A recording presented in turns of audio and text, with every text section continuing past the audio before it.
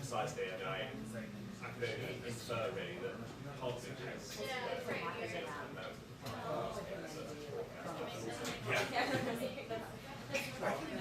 exactly, yeah. That's like he's gonna be there forever. And he's got like 2 kids and like she works in the school or something, so. She does.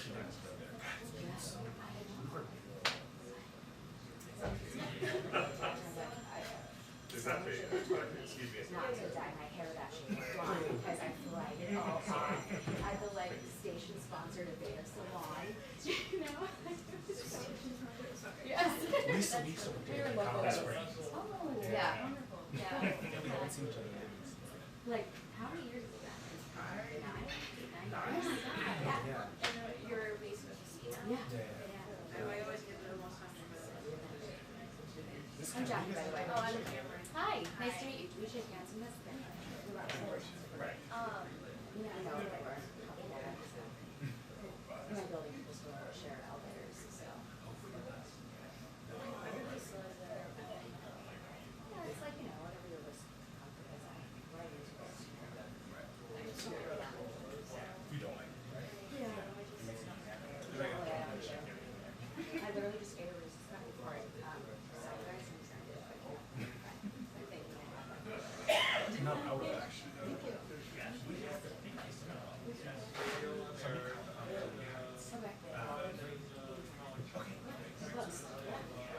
So I need. What's it called? So, I'm going in town, and I ate on Saturday. Then I'm done at 2 p.m. So we could do some after. So happy to see you. So the office having it too. Yeah, perfect.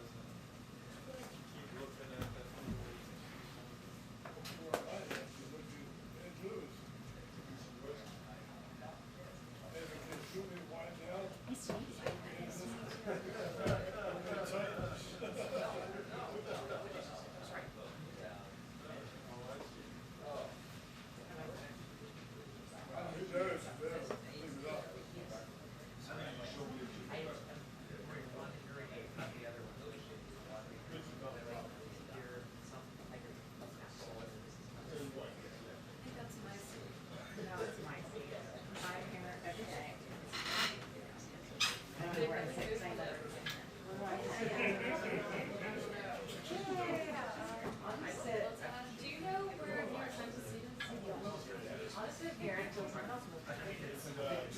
That might be it. I think it is. Sorry. We both looked at pictures. It's not this at all. I don't take it personally. I like my haircut. Thanks. It's hot outside. That's nice. But good, connected.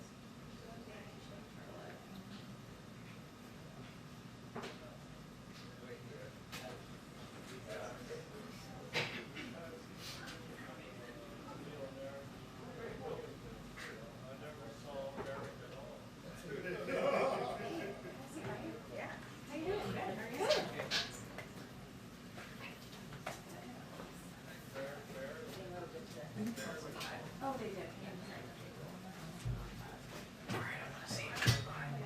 You're good. I'm only gonna hit your I'm only gonna hit your camera like 6 times during the. Fixing my Is that glasses. okay? 6 times? Fired and. You can come and live with me. You can come and live with me. No, you can come and live with me. Oh, come on. What? You think a nickel's worth more than my house? You're probably right.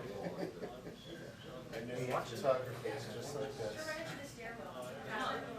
Yeah, right next to the stairwell. No worries. I got you. Oh, no, I understand that. Poetry and. Poetry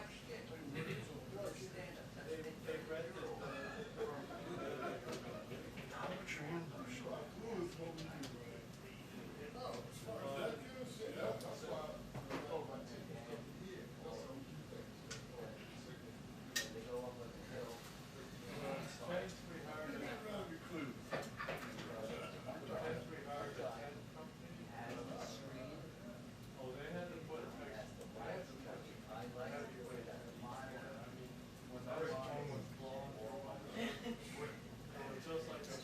Steve, you saved the seat for you. Oh, sorry. It's really thoughtful. Yeah.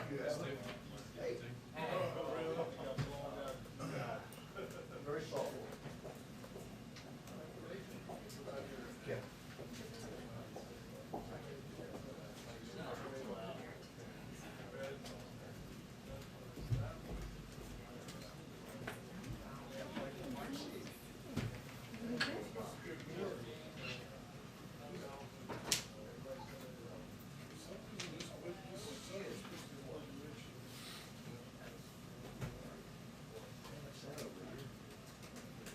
No, I was thinking, am I in the right place? I think so. Oh,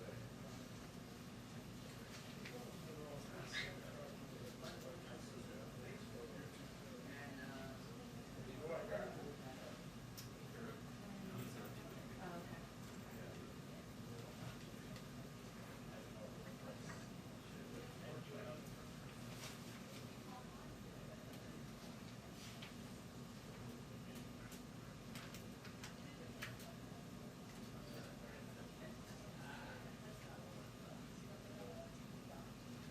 They're gonna try to put back afterward. Yeah.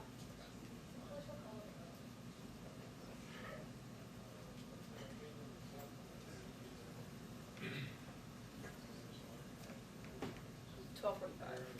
Thank you. On behalf of everyone. You're so welcome. Thank you, dear. 45. Yeah.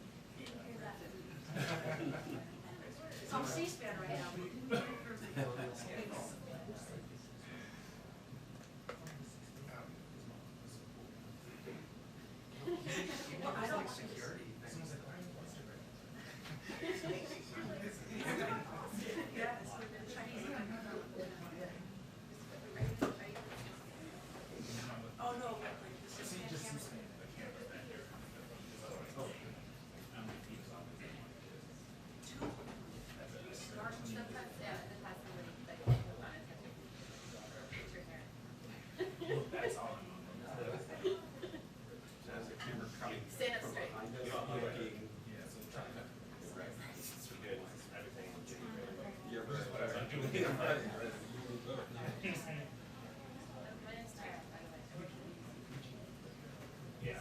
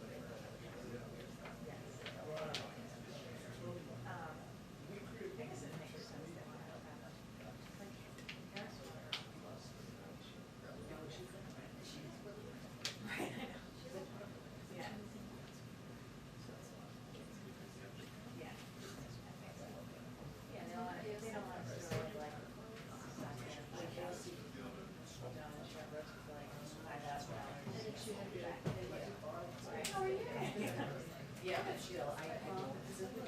Yours, not Oh, really? yeah.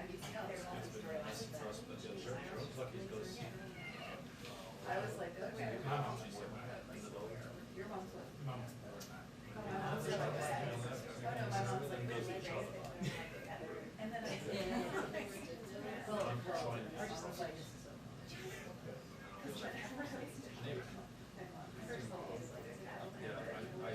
Just by one day and stuff, you know. so, yeah, they're a mess. I know, but, yeah, but whatever, they were all. All relationships are struggling. Well, the Berkshire was interested. At my graduation, she was like, oh, nice. Get a haircut with this? Well, how about Melania? Did you see Melania? I mean, probably, yes.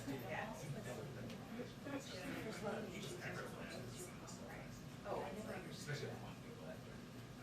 I told you that. Where's that job? On that one, and I was like, yeah. That's, And also that's. Yeah, pulling out of the back. If we have any videos around the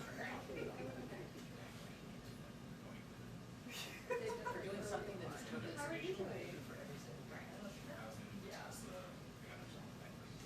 Oh, that's a team vote, that's a good trip. That's even better, because it's like a forward battalion of warriors. I did not realize that. That's great. Well, until you are. I bet. Right. That's great. Yeah, let's do that. Yeah, I'm around. Yeah. Yeah, just. I could have eaten my lunch. I have that thought, and I was like, probably about 6 to 12 months. I would give it. She's like, oh.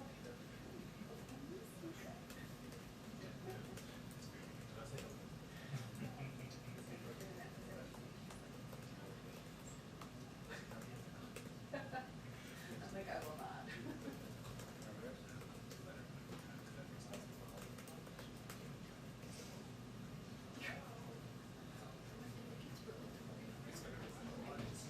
Right.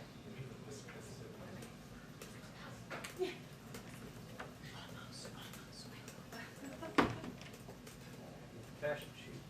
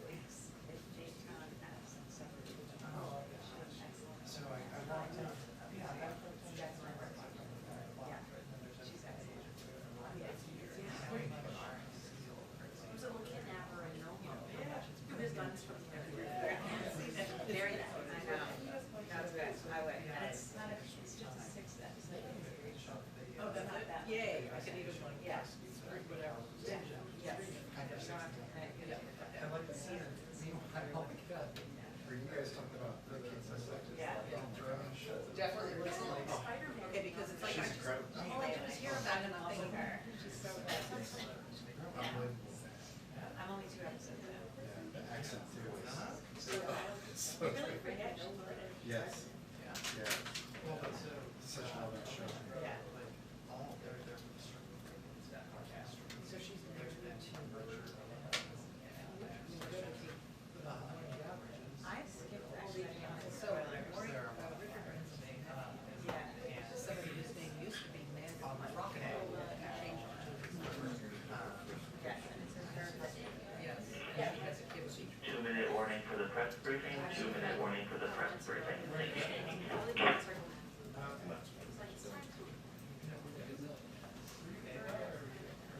No, I was in the recent. It was new. It's right across the street. It was really nice, but they still too much coffee. I saw what's just done. So now, yeah, so it's like now I love it. I'm in the friendly fire as opposed to unfriendly. Where's your white supremacist get from? Yeah, well, no. I'm talking about. That's question for them. Yeah, I know. Remember, C-SPAN is a good job. No, actually, that's our sponsorship. They got free on this. See this statue, it's like.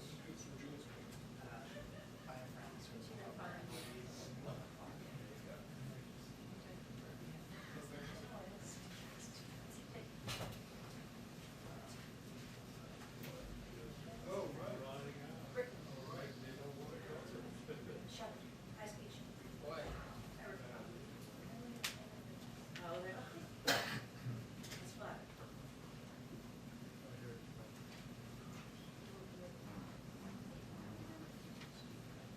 I'm somehow in the know of a lot of. Oh, you are. Yeah, just, I don't know how. It's the old Washingtonian. Hi, everyone. All right, I have a couple of items for all of you at the top, and some charts. We love charts in here. In today's encouraging report, initial claims for unemployment insurance fell to their lowest level and below 400,000 for the first time since the pandemic hit. This is just the latest evidence that President Biden's economic strategy and vaccination plan are working. While weekly data can be volatile, since taking office, average claims have fallen by about 50%, which you can see in this chart over the course of time, and by more than 100,000 in the last month alone.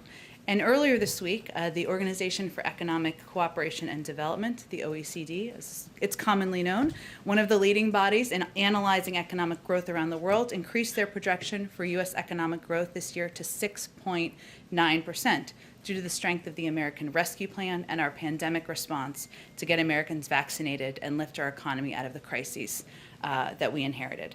In fact, the United States is the only major industrialized nation to have its growth projection through 2025 revised upward. We also learned earlier this week that manufacturing activity in May was near its highest level in more than 15 years. Okay, I also wanted to note, which many of you saw this morning, that our Deputy National Security Advisor for Cyber, Ann Neuberger, who's been here a couple of times, released an open memo to corporate executives and business leaders urging them to take immediate steps to address the threat of ransomware. Obviously, this is in light of the attack this week, the ransomware attack this week, and the one from just a few weeks ago. The federal government, under the leadership of President Biden, has been stepping up to strengthen the nation's defenses against cyber attacks, but we can't do it alone. Business leaders have a responsibility to strengthen their cyber defenses to protect the American public and our economy. The most important takeaway from the recent spate of ransomware attacks on the United States, Ireland, and Germany, and other organizations around the world, is that companies that view ransomware as a threat to their core business operations, rather than a simple risk of data theft, will react and recover more effectively. So our Deputy National Security Advisor laid out a small number of highly impactful steps that private sector companies can take to harden their cybersecurity. We've outlined them here, and again, it was in the memo that she put out just this morning, and that's something we will continue to encourage companies to do. Finally, lots of news out there this morning. As you all know, and many of you were probably on this call, Jeff Zients and Jake Sullivan announced the president's strategy for global vaccine sharing and their allocation plan for the first 25 million doses to be shared globally. So just a couple of highlights from that. First, having successfully secured enough vaccine supply for Americans, we're donating surplus U.S. vaccine supply and encouraging other countries with surplus supplies to do the same. The president has announced a U.S. commitment to sharing a total of 80 million doses by the end of June. So that's 25 million doses that will go out as soon as possible, very quickly. A number of those are going to even go out as soon as today. And that is 5 times the number of doses any other country has committed to sharing, and 13% of the total vaccines produced by the United States by the end of this month. Second, we're working with vaccine manufacturers to vastly increase vaccine supply for the rest of the world in a way that can also create jobs here at home. So we have all these manufacturers who have facilities that will enable us to continue to produce additional supply even beyond, so that we can provide that to the rest of the world. We will also work with our partner nations and pharmaceutical companies and other manufacturers to create the kind of global vaccine production and manufacturing capacity and capabilities that can not only help the world beat this pandemic, but also helps prepare the world to respond to future threats. A couple of additional highlights. One, in our approach today, was rooted in a couple of considerations. One, ensuring vaccines are delivered in a way that is efficient and equitable and follows the latest science and public health data. 2, providing vaccines for populations across different regions and those most at risk, as well as nations experiencing surges, high burdens of disease, or low vaccination rates. And finally, as the president said, we will not use our vaccine supply and the doses we're sharing with the world to secure favors from other countries, and that's a value from the United States. So today we announced that we're sharing at least 75% of these vaccines, which is approximately 19 million, through COVAX, which will, of the 25 million, I should say, that are going out, through COVAX, which will facilitate equitable distribution to reach those most at risk. So approximately 6 million for Latin America and the Caribbean, 7 million for South and Southeast Asia, 5 million with the African Union and Africa CDC. And we're sharing 25% of these vaccines with countries with immediate needs and to help with surges around the world. As final determinations are made about additional supply and where it's going, we will provide that to all of you, but wanted to convey how we'd be approaching this and where the initial set of supply is going. Okay, I hope everyone had a snack. Alex, go ahead. Thanks, Jen.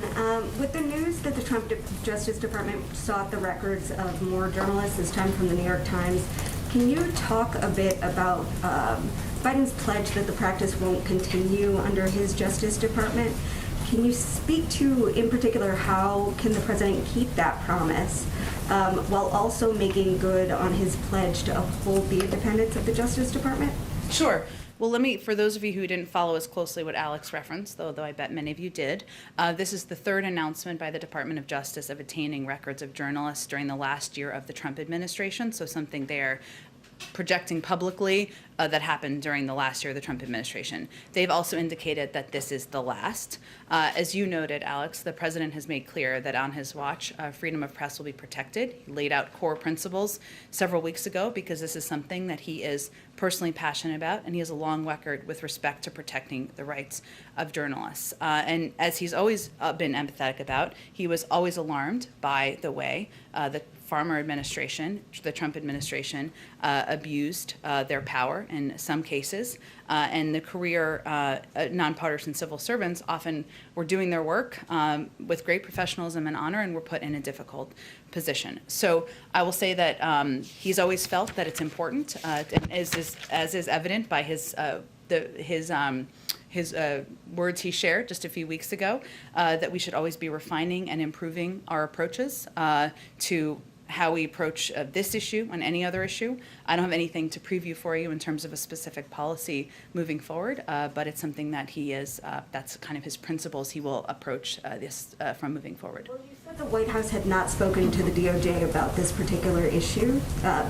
Was it just a suggestion to the DOJ? I mean, how is this going to become codified? Well, obviously, the president spoke to it himself publicly, and we're in touch at the appropriate layers of the White House and the Department of Justice. And but certainly, this is the position of the President of the United States, what principles he wants to abide by as president, and he conveyed that publicly, so it wasn't exactly in secret. And then on infrastructure, President Biden tried to give Republicans an alternative to funding infrastructure. He suggested a 15% minimum tax rather than a hike in the corporate tax rates. So can you talk a little bit about how this informs his broader vision? Is this a change to his broader vision on infrastructure? And is he basically proposing that no profitable corporation should be able to avoid taxes? Is that the sort of founding principle of that proposal? Well, on the last one, that's absolutely a principle. I will note, and I know this was a lengthy fact sheet at the time, but the book minimum tax, which is the 15% minimum tax, was actually in the American Jobs Plan as one of the pay-for components. So what happened over the last couple of days, and also in the meeting yesterday, is that the president did a thorough review of all of the tax reforms he's proposed, many of them on the campaign. So he talked about this on the campaign. It was in the American Jobs Plan as a pay-for, and also is reflected in our budget that we just put out last Friday. And he looked to see what could be a path forward with his Republican colleagues on this specific negotiation. Now, I think it's important to step back and remember that what the proposal is about, the American Jobs Plan, is a historic investment in infrastructure, modernizing our nation's infrastructure, becoming more competitive around the world. He's proposed ways to pay for it, right? Others have not exactly done the same in many capacities. So this is a way for him to identify pieces that he's long been proponent of as ways where he feels it would not violate. This should be completely acceptable to a number of Republicans who have said that they want to leave, their bottom line is they want to leave the 2017 tax law untouched. So I wouldn't say it's a new approach by the president. This is in our budget. It was on the campaign. It was in the American Jobs Plan proposal. He also talked, of course, about the benefit of tax enforcement and how that could be a revenue raiser. But what really should stand out at this point to people is that opposing this proposal would mean not only opposing raising taxes on the wealthiest Americans who've done extraordinarily well during the pandemic, it would mean opposing the very enforcement of the 2017 tax law. It would mean maybe having the view that that nobody should pay, that these 50 corporations who didn't pay taxes shouldn't pay any taxes at all. And that certainly is not the view the president has. And one more quick one. Can you clarify the president's position on the filibuster? In what way? I've talked about it quite extensively yesterday. I'm happy to repeat it, and often, but the president's view is that he believes that there should be a path forward for Democrats and Republicans to work together to get the job done on behalf of the American public, whether that is voting rights and ensuring that more people have access to voting rights, or whether that is moving forward on other priority items for him. He has talked in the past about a move back to the talking filibuster. It shouldn't be so easy to invoke the filibuster. That is his view, but it hasn't changed beyond that. Go ahead. Jen, following up on infrastructure quickly, the President and Senator Capito had said they aim to reconnect tomorrow. Is that going to be another face-to-face meeting here at the White House, or is that going to be happening virtually? It's a great question, Monica. I think it could, I don't have a definite format for you, but it certainly could happen. They're just going to reconnect and engage. It certainly could happen on the phone. And is the expectation from the White House that tomorrow Republicans will offer yet another counter proposal, and that may be the final step in this set of negotiations, or do you anticipate this will go through the weekend until Monday, June 7th? I know everybody's excited to work through the weekend. Look, I'm not going to prejudge what Senator Capito will come to the table with tomorrow. We'll leave that to her to speak to, and other Republicans who have been a part of these good faith discussions and negotiations. I will note that this has been a good discussion and a good ongoing discussion where we're working to find areas of agreement. We also feel there are a number of paths forward. Next week, the House is going to be marking up the American Jobs Plan. Congressman DeFazio will be leading that effort. There are a number of Democrats and Republicans who have talked about working together, many of you have reported on, to come up with a proposal where they can all mutually agree on. So President's looking forward to engaging with Senator Capito tomorrow, feels they've had good discussions, good faith discussions, but we're also going to keep options open and keep a range of paths open for how we move his ideas forward. And on vaccines, how does the 2-dose regimen factor into the 25 million doses? How many of them are Johnson & Johnson, or should this be viewed as something that is potentially more for 10 to 12 million people to get vaccinated, given, of course, it requires 2 shots? And also, what is the plan for doses that may expire this month or soon? What is the U.S. going to do to ensure that gets there quickly enough to ensure they can actually be viable? Sure. Well, on the second question, we are going to, of course, look closely to determine that we get doses out as quickly as possible. And as I noted, 25 million will be going out as quickly as we can logistically get those out the door. And we are going to, that's certainly a factor as we are working to operationalize this, which is kind of a historic Herculean effort to get these doses to all of the communities and countries that we have committed them to. In terms of Johnson & Johnson, of the doses that will be going out, they will be all approved doses by the FDA, of which Johnson & Johnson is one of them. I don't have an exact breakdown between the 3, but you're absolutely correct that obviously if it's Johnson & Johnson, it would be 1 dose. If it's the other 2 approved, Moderna and Pfizer doses, it would require 2 doses. Go ahead, Steve. Do you feel like you're close to a deal on infrastructure? That you've significantly narrowed the gap? I would say over time, we feel that all parties, of course, we have been, and we certainly feel that Senator Capito and the other Republicans who have been a part of that have been operating in good faith. Now, a negotiation, as you know, Steve, from covering a lot of these, is exactly that. It's seeing how much each side can come closer to the other. And the president has some priorities, including ensuring that we're investing in infrastructure of the future, and there are areas that are personally important to him, making sure we're rebuilding veterans hospitals, making sure we're making electric vehicles a reality, charging stations, buses, et cetera. Some of these proposals have been in our counter proposal and the original proposal. And certainly part of negotiating is coming up in numbers. And has he abandoned the plan to raise the corporate tax rate to 28%? Absolutely not. Absolutely not.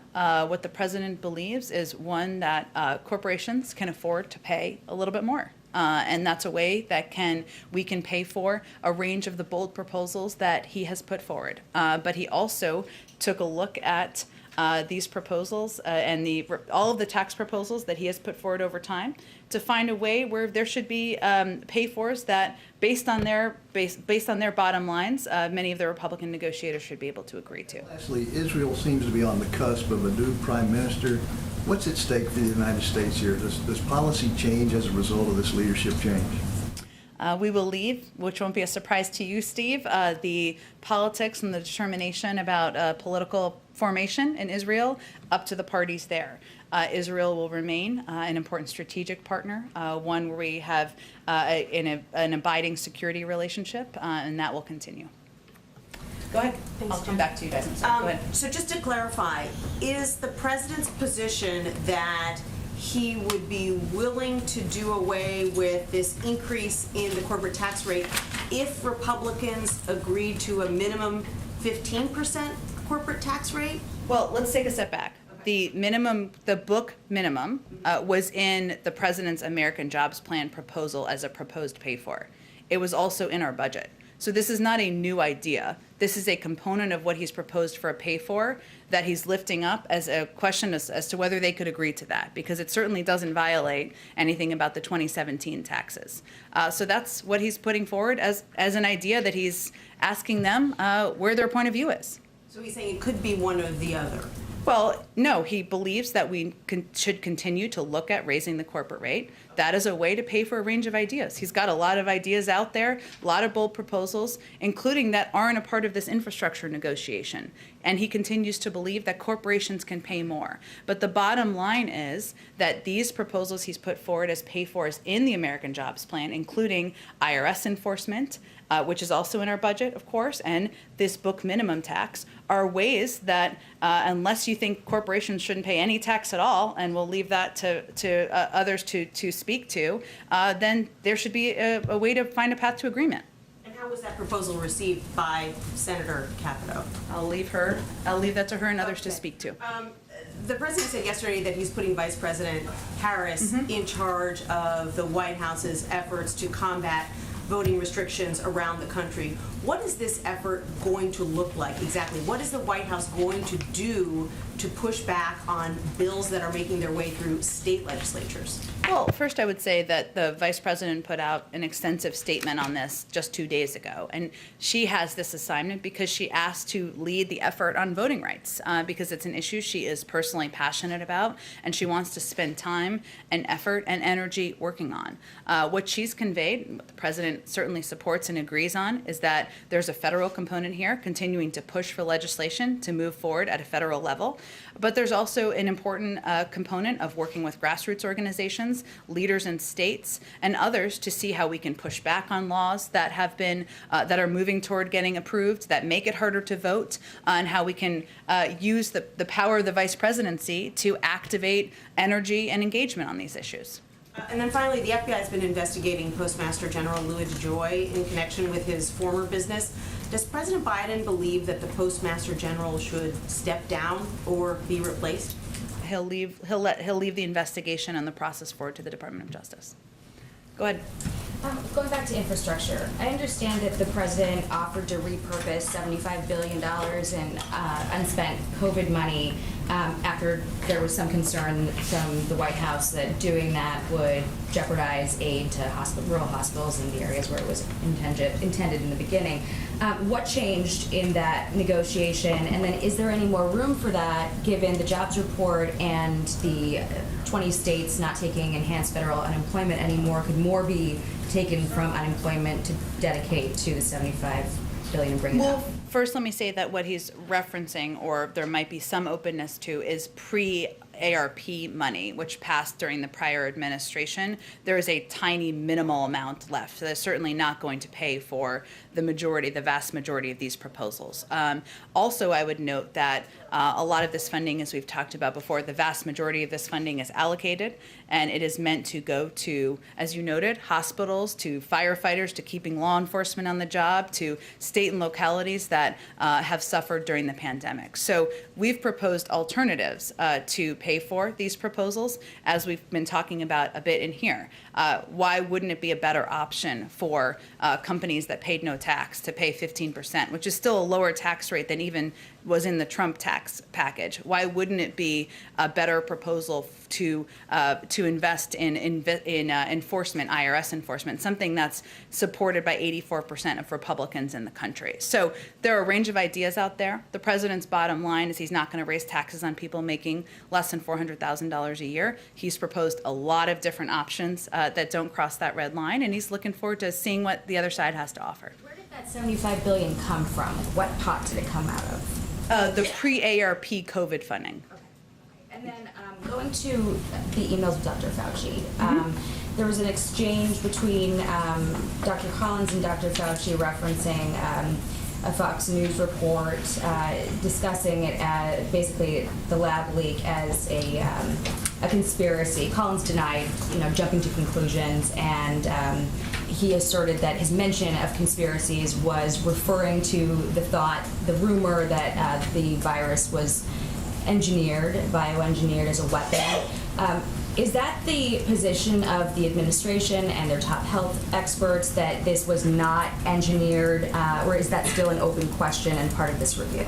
Well, I think we've spoken to this pretty extensively from here. Let me just say on Dr. Fauci and his emails, he's also spoken to this many, many times over the course of the last few days, and we'll let him speak for himself. And he's been an undeniable asset in our country's pandemic response. But it's obviously not that advantageous for me to relitigate the substance of emails from 17 months ago.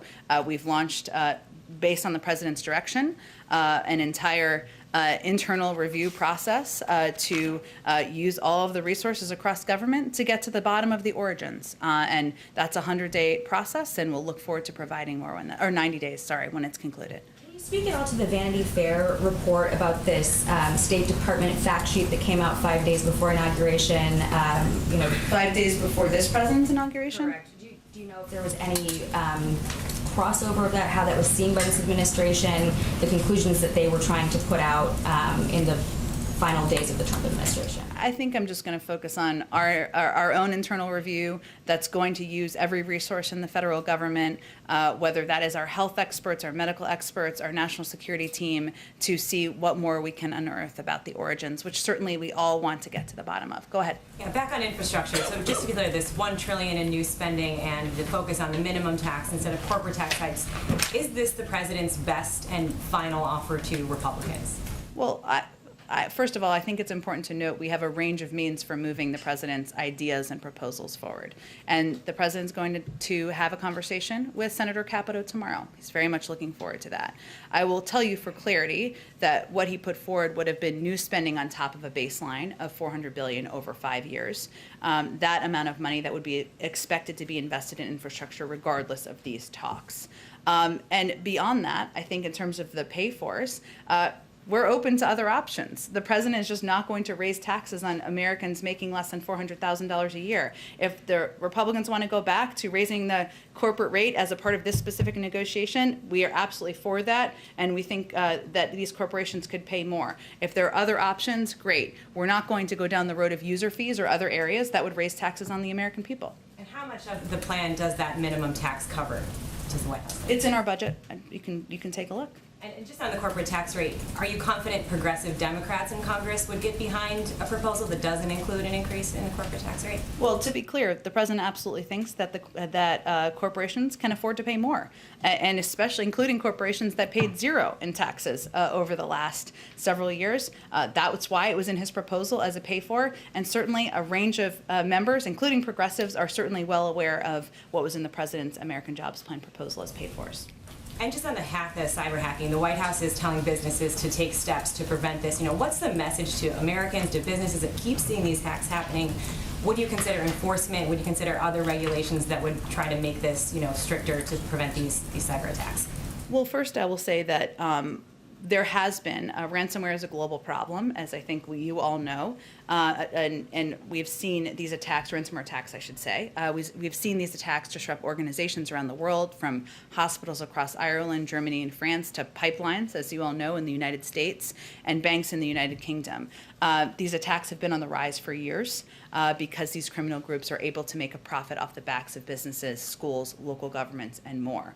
That's one of the reasons that we're doing our own review internally, which has the focus of 4 lines of effort, because we recognize this is an increasing threat, that it is a threat here, but it's also a threat around the world, and certainly one that we'll be discussing on the president's trip in just 2 weeks. Our focus is on the disruption of ransomware infrastructure and actors, including through close cooperation with the private sector, part of that communication, building an international coalition, hence part of the president's trip, expanding cryptocurrency analysis to find and pursue criminal transactions, and reviewing our own ransomware policies. That's ongoing, something that's a priority to the president, and will be a priority on the national security team. Go ahead, Keelan. Does he view the $1 trillion in new spending as the lowest he is willing to go? Not going to negotiate from here, but certainly we look forward to the president having the discussion with Senator Capito tomorrow. And as a reminder, there are some other some other paths that are currently happening. We're days away from the House marking up the American Jobs Plan. That's something a lot of Democrats in Congress are pretty excited about, as you all know. And also there are, as has been evidence in much of your reporting, Democrats and Republicans who have been working together to come up perhaps with their own proposal. So we're looking forward to seeing that as well. So we're going to keep optionality on the table, and we'll see how the conversation goes tomorrow. Okay, so he could potentially be open to going to lower than $1 trillion in new spending. I'm not going to give you any new bottom lines from here, but I think it's important to note that there are a range of options moving forward, and certainly his approach and his priority is making a historic investment in infrastructure, creating millions of jobs, and seeing how we can do that as quickly as possible. You noted that the markup is just a few days away. Does he see Monday as kind of the deadline for any major breakthroughs on where these talks are going? No.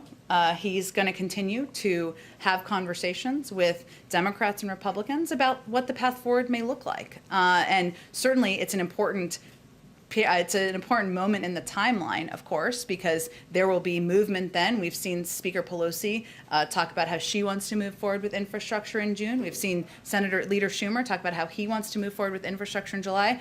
those are some realities in the timeline.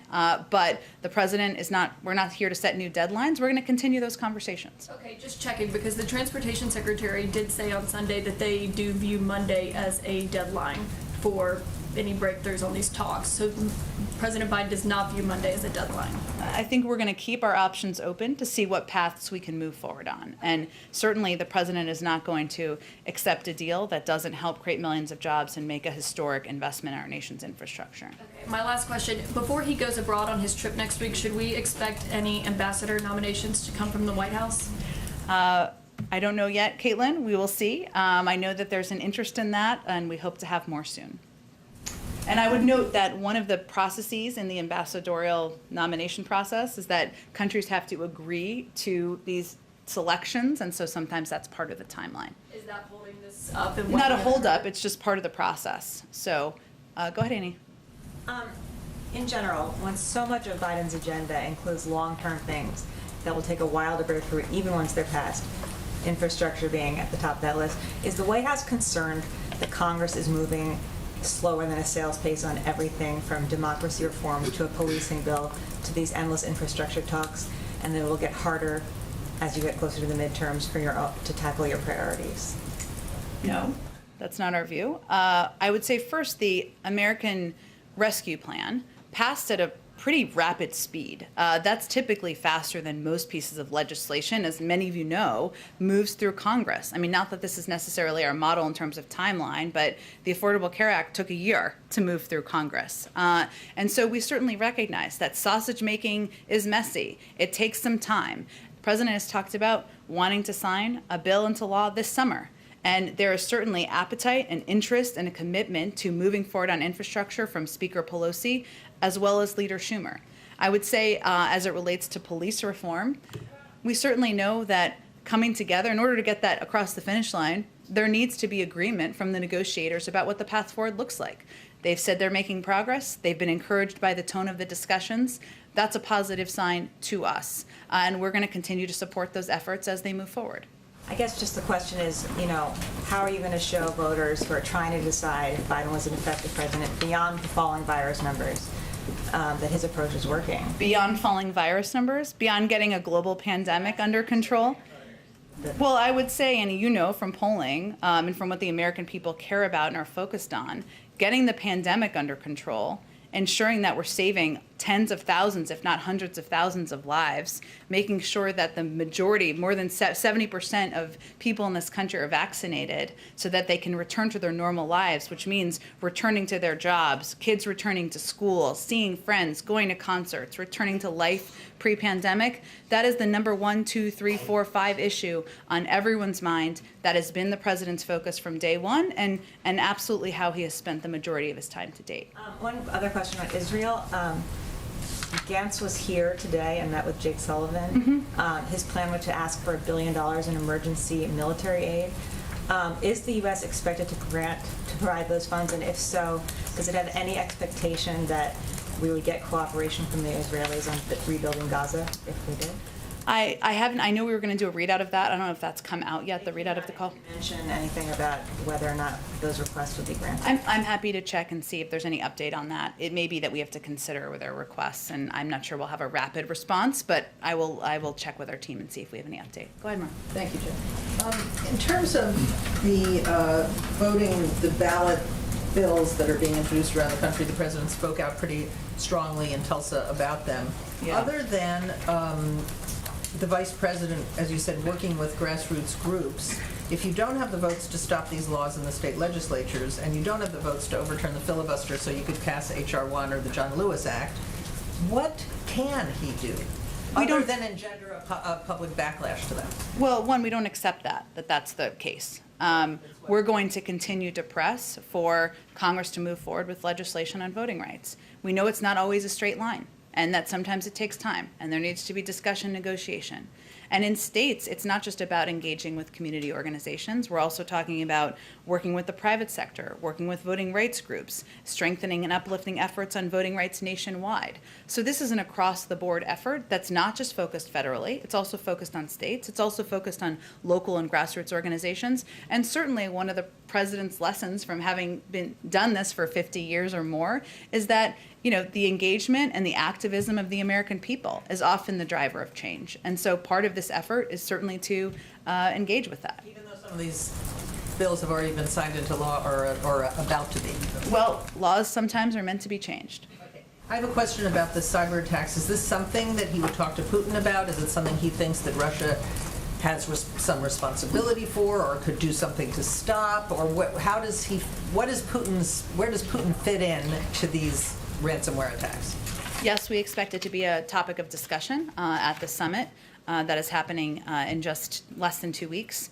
And the president's message will be that responsible states do not harbor ransomware criminals, and responsible countries must take decisive action against these ransomware networks. So that will be a part of the discussion when he sees him in less than 2 weeks. And I just have one more quick one, just to put infrastructure to bed. Yeah, I understand. I don't know if it's to bed. Others have additional questions. It's like brushing its teeth or something. I don't know. He's saying that for infrastructure, it's not. He has so many pay-fors. It's not necessary to raise the corporate tax or. Just enforcement and the book minimum would take care of infrastructure. Does he believe that raising the corporate tax and raising the tax on people who make more than $400,000 is still necessary to fund his other proposals, like the American Families Plan? Does he believe that maybe this is not necessary at all? I'm not talking about whether you're for it or not. I'm asking you if he still feels that those hikes are necessary for his agenda. He wouldn't have proposed them and put them in his budget if he didn't think so. I mean, I think there's a math, not challenge, there's a math problem here somewhere, you know, in that the president's come down in his proposal and as we're negotiating with Republicans on an infrastructure package, as you noted, Mara, there's a range of other ideas that he has put forward that he wants to get passed into law. Child tax credit, universal pre-K, et cetera. He's also proposed ways to pay for it. So these are components that would help pay for his proposals in this negotiation. But certainly raising the corporate rate is something to going back to what the rate was in, you know, the early days of the George W. Bush administration is certainly something that he sees as a viable pay for many of his bold ideas. Viable pay for or necessary to pay for? I think it's important to take a step back and remember this is not about these proposals were not standalone corporate tax increases. These proposals were an American jobs plan to make historic investment in our nation's infrastructure. They were to level the playing field and make universal pre-K eligible, you know, kids across the country eligible. So he's proposed a range of ways to pay for it. Those pay-fors can be moved around, and certainly raising the corporate rate is an area he feels is a viable, good, positive, essential option. Go ahead. Jen, in light of the recent ransomware attack, what is the White House guidance to private companies, the private sector, about paying ransom? Our guidance continues to be from the FBI that companies should not pay ransom because it incentivizes these attacks on other companies. Okay, and then separately on a fourth stimulus check idea that is supported by dozens of Democrats in Congress. I know a month ago you said, you know, stimulus checks aren't free and it's really up to Congress to decide whether to move forward on that.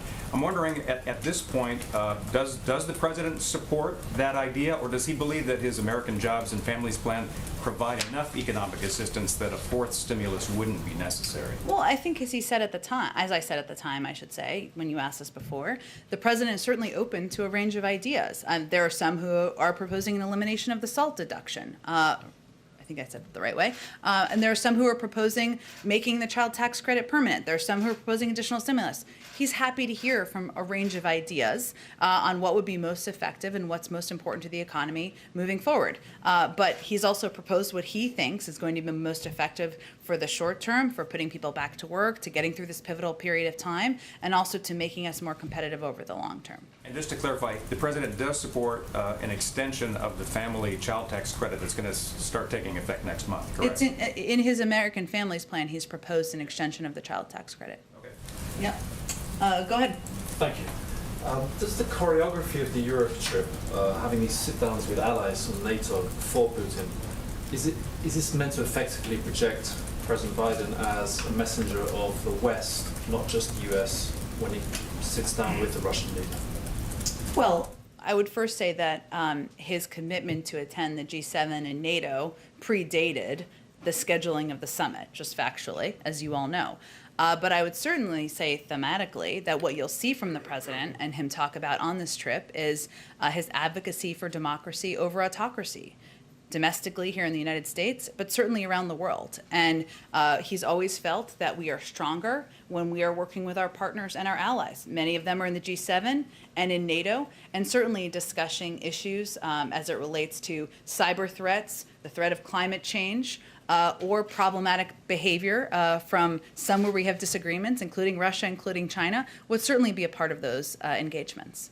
Would it be fair to say that that theme, you're talking about the democracy over autocracy, is that maybe his guiding theme through that whole week? Stay tuned. Okay, go ahead, Eugene. The president hasn't nominated someone for the top antitrust role at the DOJ yet. It's the longest since before H.W. Bush. I'm just wondering if there's a holdup there, and if so, what is it? I'm not aware of any particular holdup, and certainly he wants to select and nominate the right people for each of these important positions. We can check and see if there's any update on the timeline. And on HR 40, President Biden was obviously in Tulsa there. I was also there talking to some activists, and they heard from the president and have heard from this White House that he is supportive of a committee to study reparations, which is what HR 40 would do. But he hasn't called for Congress to pass HR 40 or talked about his support for the bill specifically. So I'm just curious if he supports the bill as written that just went through.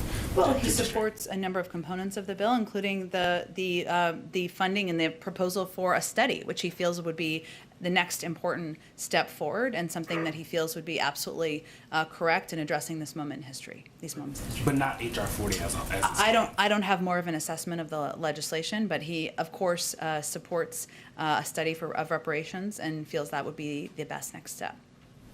Go ahead. Thank you, Jen. I know that you don't want to relitigate what happened when Biden wasn't in office and when those emails were sent. You guys were That's a setup. Probably not. Okay. But has anyone from your team briefed the president on what was in those FOIA Fauci emails? I'm not aware of him being briefed on the publicly reported emails. And then, given that there were some things that Fauci said privately that contrasted with what he said publicly, whether it was masks or whether or not someone who had the virus, had immunity, or other questions as well. I mean, does he still have confidence in his NIH director? Does this change anything at all? No, the president and the administration feel that Dr. Fauci has played an incredible role in getting the pandemic under control, being a voice to the public throughout the course of this pandemic. And again, I would reiterate, a lot of these emails are from 17 months ago or more, certainly predating this administration, but some time ago as we look to history. This morning on Morning Joe, Anthony Fauci said that one of the ways to get transparency from the Chinese on the origins of COVID-19 was to, quote, "don't be accusatory." Does the president feel that the initial investigation of the origin of the virus, including that WHO survey that your team had deep concerns over, was the problem with that it was too accusatory?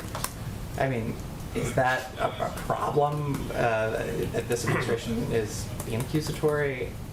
Or, I mean, is this a situation where, just following the evidence where it leads?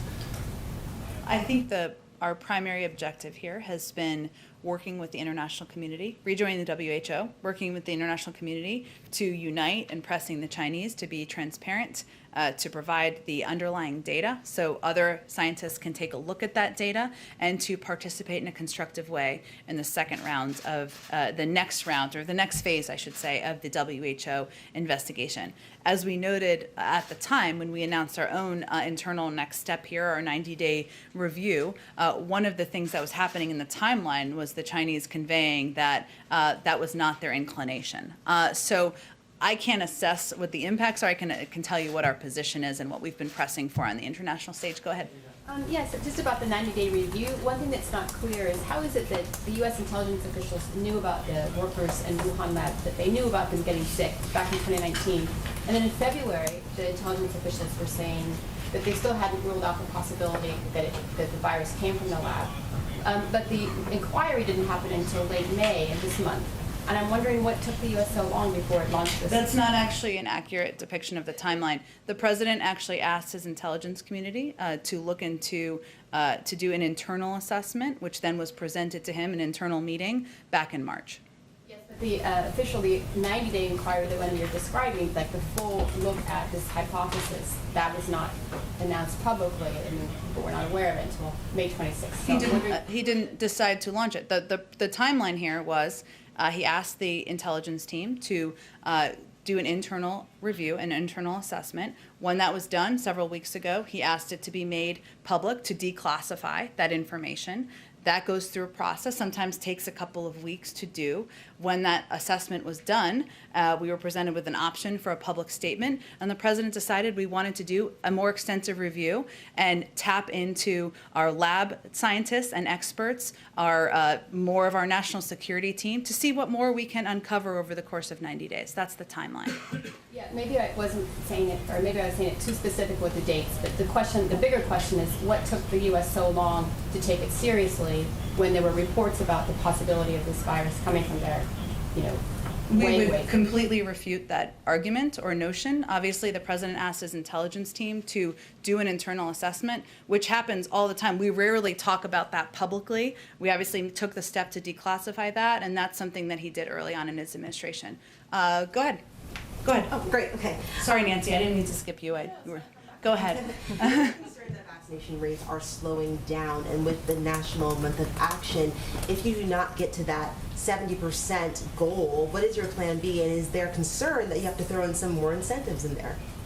Well, first, we're not going to prejudge our outcome here on July 4th. That's why we launched the Month of Action, and one of the reasons why we are working with every entity that can play a constructive role here.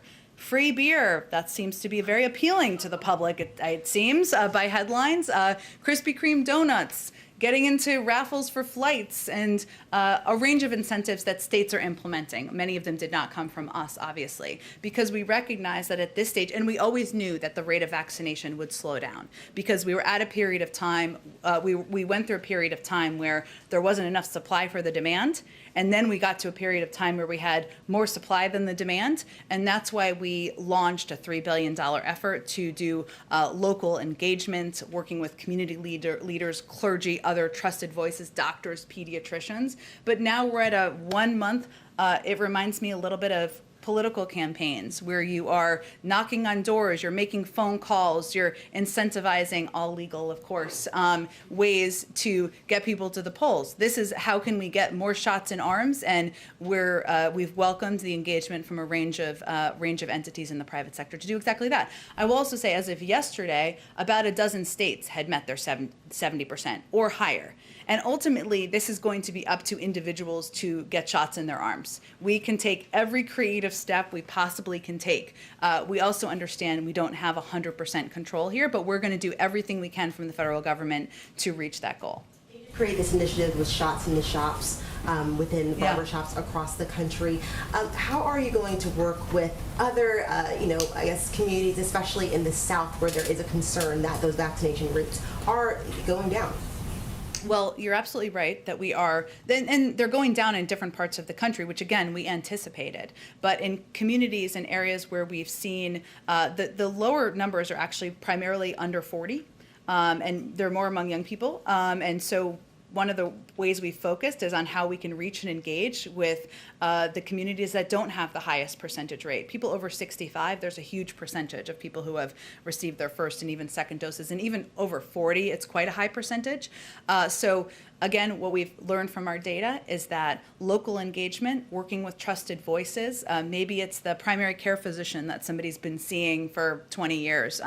Maybe it's local churches where they go every Sunday, or they go more than once a week. We're working at a very local level to do this, and also working through the private sector on kind of some of these engagements where it could incentivize some of the communities that have not, that don't have the as high of a percentage rate.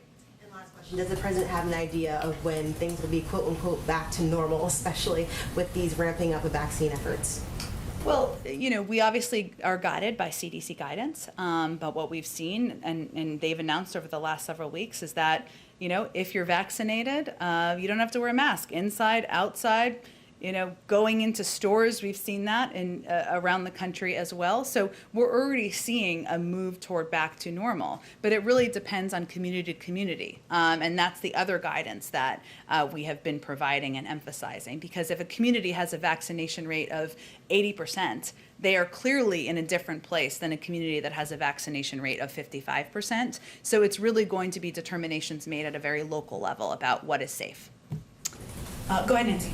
Just in terms of back to the corporate tax rate for a second, Yeah. if it's something that the president is willing to, drop out of a potential bipartisan infrastructure deal, does the White House see it fitting in as a pay-for the American Families Plan, or where else could that be slotted in?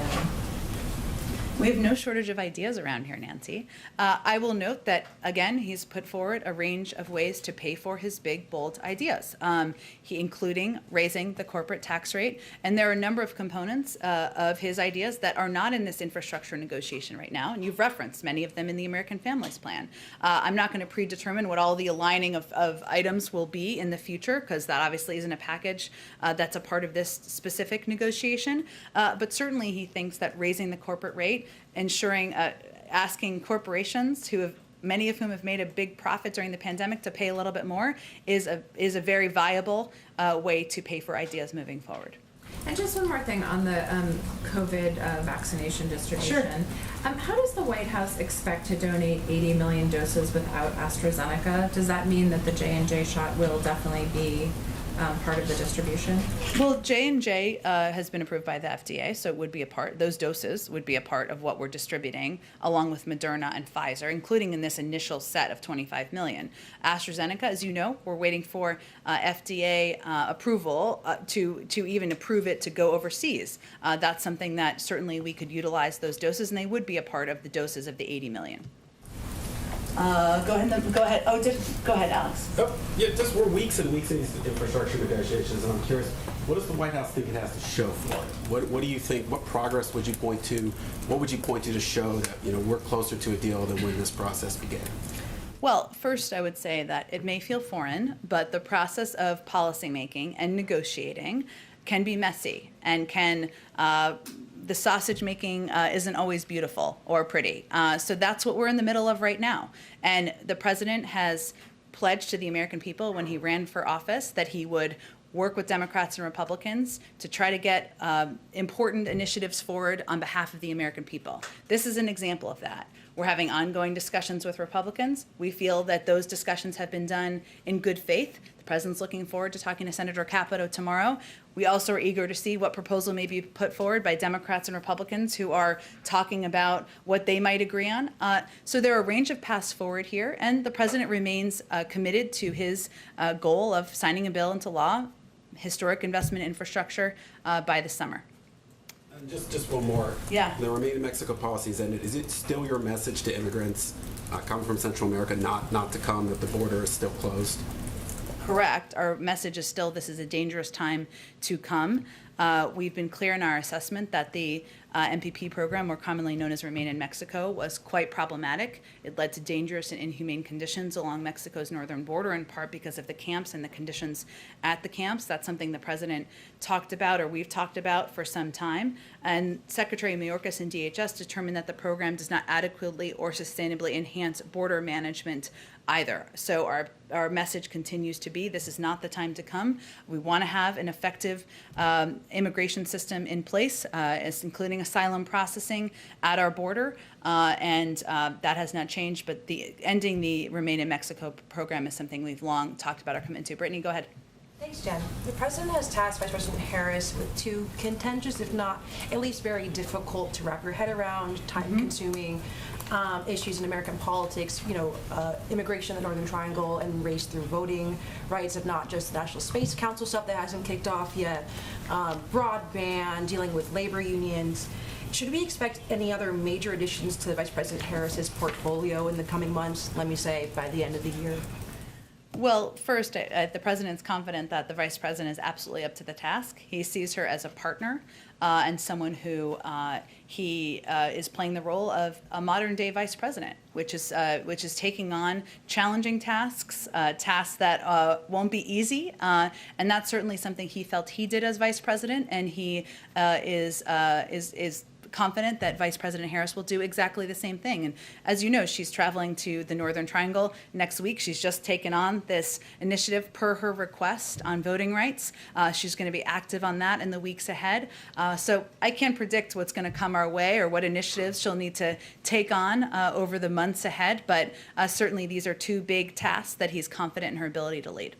You said earlier that Harris had asked to take on this issue of voting rights. Is that how her portfolio's been determined? Has she been the one advocating for herself for these other assignments, or has it been typically a discussion? They have regular lunches and they discuss areas where they know there needs to be one of them at the helm, and certainly this is an area where she expressed a direct interest in. I'm going to have to just wrap it up shortly, but go ahead. A little update on the White House cat, because that's something that's still happening here. Our readers are asking us a lot, so I feel I bet.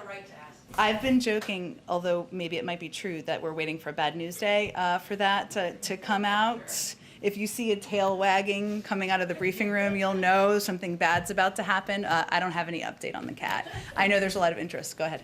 What's the symbolic importance of the President's meeting with the Queen at Windsor Castle in the UK? And also, when he sits down with Boris Johnson, there's obviously a long history of meetings between American presidents and British prime ministers, but will this one be different because the UK is no longer part of the European Union? Well, we continue to have a special relationship with the United Kingdom, and I'm certain we'll have more to preview early next week about what the trip looks like, but there's a range of issues of mutual interest. We've talked about some of them in this briefing, from the future of economic growth in the world to addressing the COVID pandemic to security issues around the world. So they have a range of topics they can clearly discuss, and certainly it should be seen as significant that it's the president's first stop on a foreign trip. This is his first meeting with the Queen. Is that something he's always looked forward to? Does he have any kind of relationship with her, or was it the first time? Who among us wouldn't want to meet the Queen? I don't have anything more personal to read out. I will check and see if he has met her in the past. I believe he has, but let me check on that to confirm for sure. They issued, of course, a graceful invitation, which he certainly accepted. He's looking forward to seeing her with Dr. Biden as well on a couple days into his trip. In Tulsa, the President talked about the American Jobs Plan and what it does for closing the racial wealth gap. Does he give a cast-iron guarantee that whatever these negotiations are with Republicans, that will remain intact? There'll be no compromise on racial equity? Racial equity and addressing racial equity is central to the president's initiatives, his commitments to rebuilding our economy around the country, and certainly he's not going to give up on that. I'm sorry, I've got to wrap it up for another meeting. I apologize. Thanks, everyone. $1.4 trillion plan because it's I will allow you to do the math yourself. Thank you, everyone.